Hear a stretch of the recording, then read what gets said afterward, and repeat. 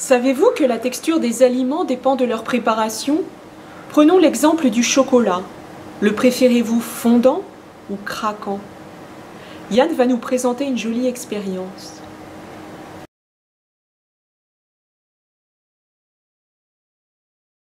Et donc on met le chocolat dans un four qui est ici à 60 degrés. Et donc il a perdu toute son microstructure. Il devient liquide.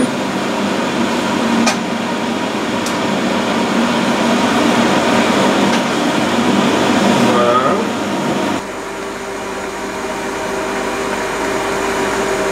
On voit que la température il est proche de 60 degrés.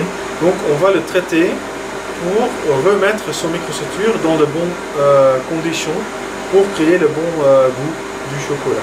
Pour redonner son microstructure préférée, on a besoin de faire descendre à 20 degrés.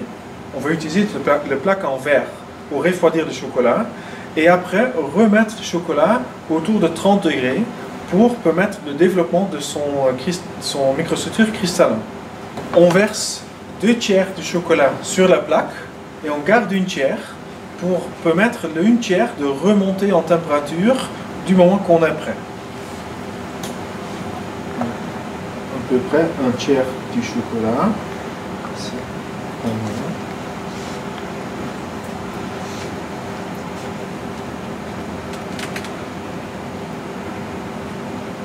Je garde la température pour être sûr qu'on ne descende pas trop.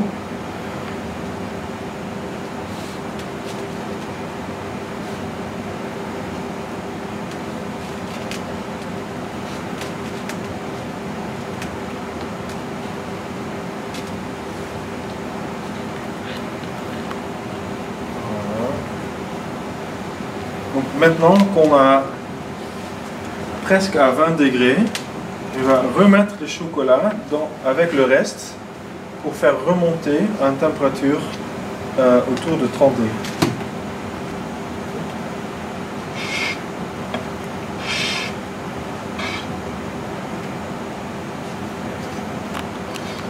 Voilà.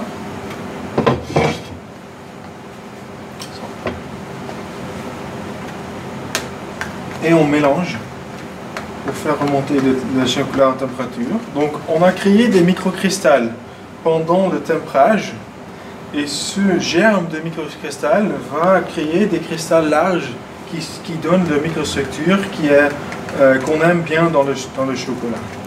Donc il faut bien mélanger. Et maintenant on peut créer notre échantillon en verser le chocolat dans leur forme finale. Ici, on utilise une forme simple qui permet de tester l'échantillon mécaniquement. Également, on peut aussi préparer des échantillons qui ne sont pas tempérés. Pour résumer, pour préparer un bon chocolat, il faut refroidir très rapidement une partie de celui-ci, environ 2 tiers, à 20 degrés, alors que le tiers restant reste à peu près à 60 degrés. Quand on remélange les deux, eh bien le mélange remonte à la température d'environ 30 degrés et c'est cette préparation-là que l'on verse dans le moule et que l'on laisse refroidir lentement jusqu'à 20 degrés. Pour un chocolat avec une mauvaise préparation, eh bien on verse directement le chocolat à 60 degrés dans le moule et on attend que cela refroidisse sans agir. On a fait refroidir les chocolats. Donc ici on voit les 6 pièces. On a 2 types. Le type de chocolat bien tempéré et le type de chocolat qui sont refroidis à température ambiante. Si on le sortit, notre forme silicone, on voit que les 2 chocolats qui sont de base le même chocolat sont visuellement très différentes. Et donc, maintenant, la vraie question, c'est est-ce qu'il y a un goût différent aussi?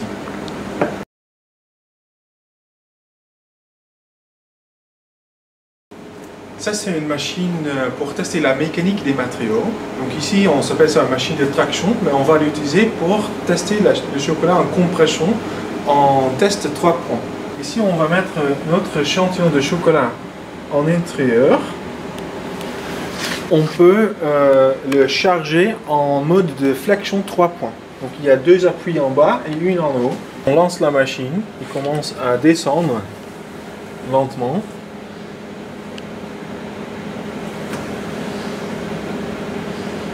Donc au début il n'est pas en contact, mais maintenant il est en contact.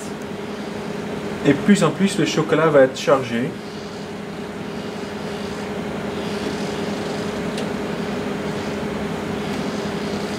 Et voilà, il est en train de se casser. On voit la fissure qui était aperçue ici côté droite. On s'appelle ça une réponse mécanique fragile. Maintenant on va tester le deuxième type d'échantillon. Donc c'est le même exercice. On va mettre l'échantillon dans notre test à 3 points. On lance la machine. Donc on voit il y a un peu de l'air entre l'appui en haut et l'échantillon chocolat. Mais petit à petit il est en train de réduire.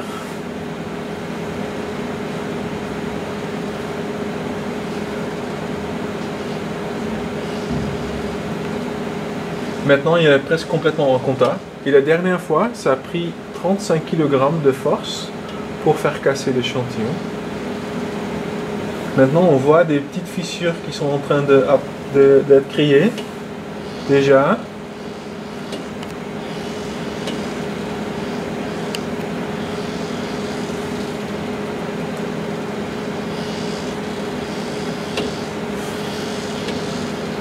Et on voit que maintenant il est complètement cassé. On voit la différence entre les deux nouveaux surfaces qui sont créées par la rupture. Donc ici, dans la rupture fragile, on a des surfaces qui sont très nettes. Donc une fissure qui était créée très rapidement. Et ici, on voit beaucoup des petites surfaces qui sont chacune en fait une mini fissure qui était nouveau. Donc ça donne un sentiment dans la bouche qui est très différente quand on le mange. Ici, on voit les mesures. Donc on a une descente, ça veut dire qu'un effort en compression fort pour l'échantillon bien tempéré et une petite pique pour un effort pour l'échantillon mal préparé.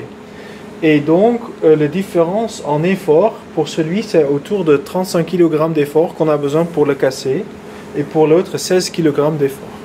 Pour conclure, on a vu qu'on peut changer la réponse mécanique d'un chocolat.